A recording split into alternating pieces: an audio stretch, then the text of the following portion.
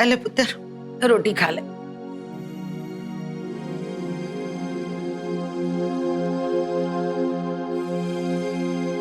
पुत्र क्या सोच के इतना उदास बैठा है तू? क्या सोच रहा है? जिंदगी भर सुरभि की खुशी के लिए मैं लड़ता रहा, लेकिन सारी कोशिशें बेकार हो गई बेबे। सुरभि की खुशी के लिए कितने मन्नतें मांगी थी मैंने। अब तो लगता है कि पर पुत्र सुरभि का घर बस तो गया है, तो इतना परेशान क्यों है फिर? ये भी कोई शादी है? ये शादी नहीं, समझौता है बेबी। पर सही वक्त पर सौम्या का साया सुरभि के सर से हट जाता तो ये दिन नहीं दिखना पड़ता। मैं बेबी आज करवा चौथ है, हर बाप की तरह मेरी भी कुछ ख्वाहिशें हैं कि मेरी बेटी की जिंदगी संवर जाए।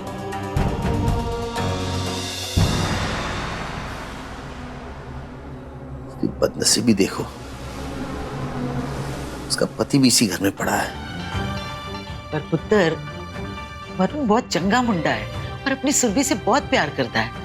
अरे बेबे मैंने कब कहा कि वो बुरा लड़का है और सुरभि से प्यार नहीं करता?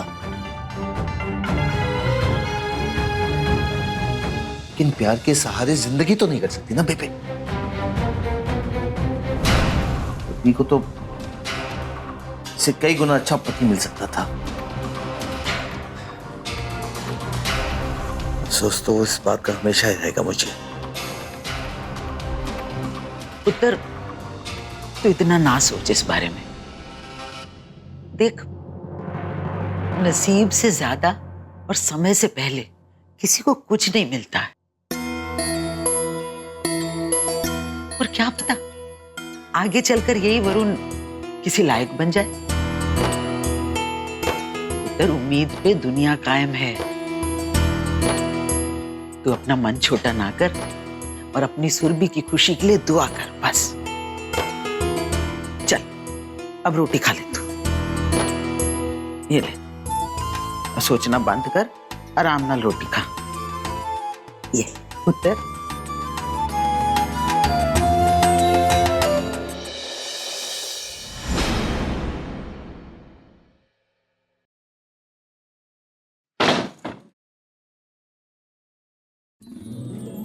अरे वरुण! ओ, क्या हुआ सोने हो? अब तो सारी पूजा पाठ खत्म हो गई ना? तो क्या अब हम दोनों एक दूसरे के साथ टाइम नहीं स्पेंड कर सकते क्या? कर सकते हैं पतिदेव, बहुत टाइम स्पेंड कर सकते हैं, पर थोड़ा सब्र रखो। पर पहले मैं हरमन जी और दी को फोन करके पूछ लूं कि उन्होंने कुछ खाया है या नहीं। दी की तो सुबह तबीयत भी ठीक नहीं थी। ओह, ये लीजिए और जल्दी से बात कर ना खत्म कर दीजिए। आई एम वेटिंग जी।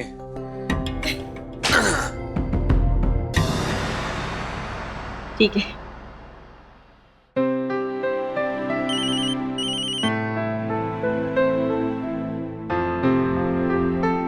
हाँ सुरभि। हरमन जी, मैंने बस यही पूछने के लिए फोन किया था कि आपने और दी ने कुछ खाया? मेरा पेट तो तुम्हारी दी को देख के ही भर जाता है। और रहा सवाल भूख मिटाने का, तो रानी जी ने और चमेली जी ने बहुत अच्छा खाना बनाया।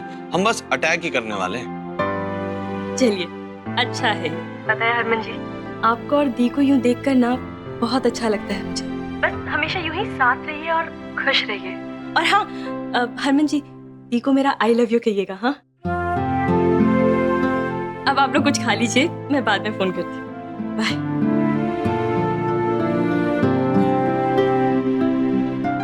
सुनो, आई लव यू।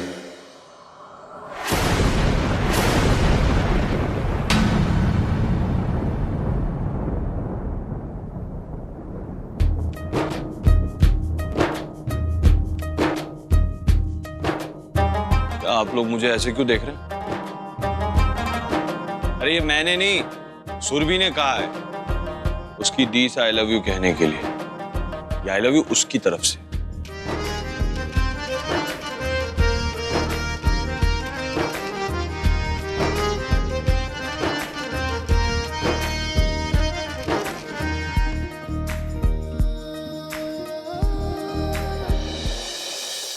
क्या हुआ वीरन? चेहरे पे पारा क्यों बजे? यार कुछ भी कह शन्नो, वीर जी की हिम्मत की दाद देनी पड़ेगी। उन्होंने अपनी जिंदगी में पहले से कम से अपने मचा रखे हैं, तो एक दूसरी औरत बाहर से उठा के ले आए।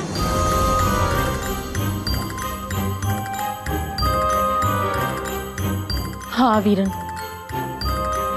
ये बात तो बिल्कुल सही कही आपने। क्या बीत रही होगी बेचारी जीजी पे। वैसे मैनू जीजी बिल्कुल पसंद नहीं है, लेकिन इस बात के लिए मुझे बुरा लग रहा है उनके लिए। बाय गॉड, एक औरत कुछ भी बर्दाश्त कर सकती है, लेकिन सौत नहीं। भगवान किसी दुश्मन के साथ भी ऐसा ना करे। वीरन, मैं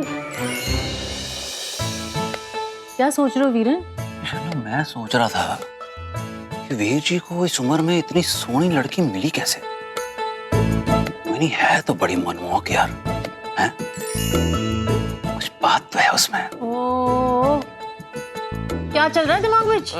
नहीं वीरन, अपने ख्यालों के घोड़ों को जरा लगाम देना। कहीं भाई साहब के बहकावे में आकर आप भी फिसलने का प्रोग्राम तो नहीं बना रहे हो ना? सोचना भी नहीं, वरना मैं जीजी की तरह चुप रहने वालों में से नहीं हूँ। टांगे तोड़कर रख देनी है, मैंने कह देती हूँ।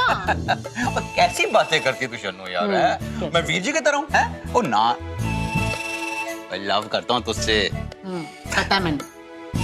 दूसरी कुड़ी नहीं लेकर आऊंगा। वही अच्छा है आपके लिए। वीर जी कमाल है। कमाल है यार।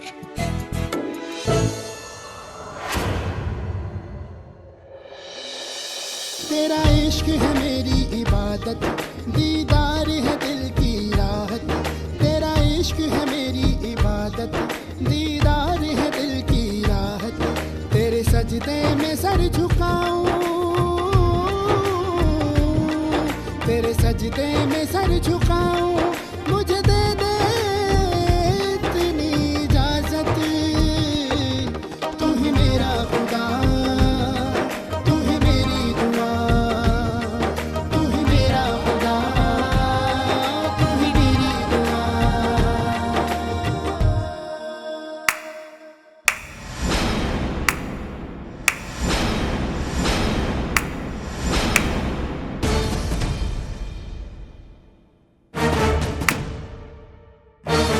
बहुत खूब।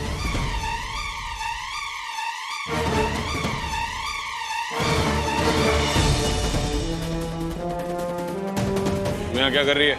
यही देखने आई थी। एक माँ को जब अपने बेटे की सबसे ज्यादा जरूरत थी, तो उनका बेटा यहाँ किन्नरों के साथ अय्याशी कर रहा था। क्या बात है रावी जी, आप इस वक्त यहाँ?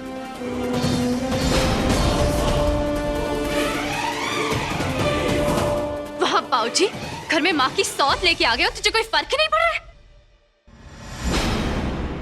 ये सबको तूने बताना जरूर भी नहीं समझा होगा ना? रो रो के वहां पर माँ की हालत खराब हो रही है। खाना तो क्या, पानी की एक बूंद तक नहीं पिए। और तू यहाँ बैठ के खाना खा रहा है और इस किन्नर को खिला रहा है? अभी तक तो ना तू सिर्फ एक बुरा बेटा था, लेकिन इन सब लोगों के साथ रह के तू नाकारा भी हो जाएगा।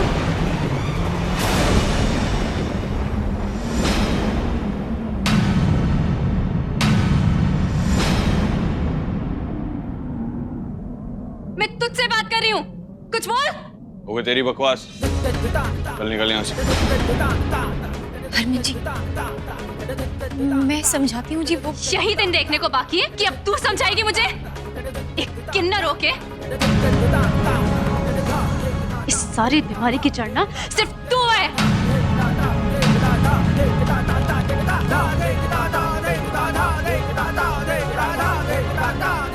तुझे बहुत अच्छी तरीके से पता था ना कि मेरा भाई दिमाग का कच्चा है। बस तेरा आधा काम तो वही हो गया था। तूने सिर्फ और सिर्फ उसका फायदा उठाया, और तू ही नहीं, जितने भी किन्नर है ना, सब लोगों ने मेरे भाई का फायदा उठाया है। अपनी औकात भूलकर हम लोगों से बराबरी करने चले हो तुम लोग।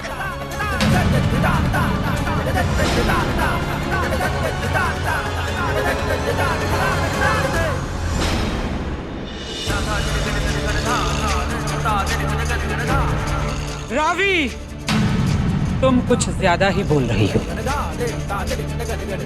हमारे ही घर में आके हमें सुना रही हो तुम? तो अब तुम लोगों की इज्जत भी होती है।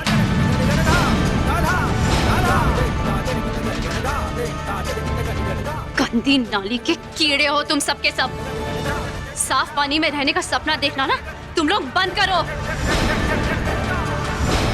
बहुत ज्यादा हो गया, चली जाओ यहाँ से, बहुत ज्यादा हो गया है, वरना मैं अपनी हद पार कर जाऊंगी। क्या कर लेगी तुम? हाँ, फिर मैं बोलूंगी तो बोलेगी कि बोलती है, लेकिन अगर औकात है ना तो अब मुझे छू के बता, क्या कर लेगी? बोल। हाँ, क्या कर लेगी मेरा? हाँ, तू क्या कर लेगी?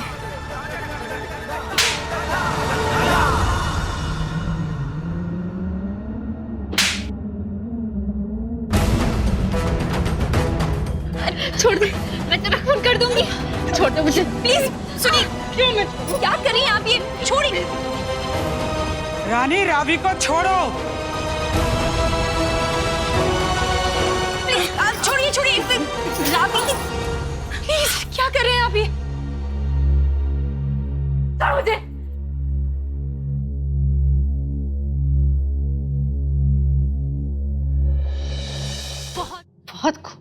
बहुत खूब हरमन सिंह, तेरी आंखों के सामने तेरी बहन के साथ इतना कुछ हो गया और तूने कुछ बोला भी नहीं। हाँ, और बापूजी के साथ तो तूने अपना रिश्ता तोड़ा ही तोड़ा, लेकिन आज अपनी बहन से भी दुख दिया। खबरदार जो मुझे आज के बाद अपनी बहन भी बोला तो। किसने कहा था तुझसे यहाँ आने को और आके बकवास करने को? इनके घर में आके इन्हीं की बेइज्जती करेगी तो क्या तेरी आरती उतारेंगे?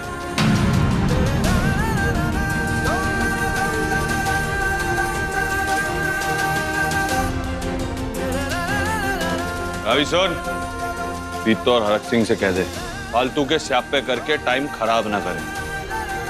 उनका बेटा वापस नहीं आएगा, यहीं रहेगा और वो यहाँ पर अपनी गुलाबों के साथ बहुत खुश है।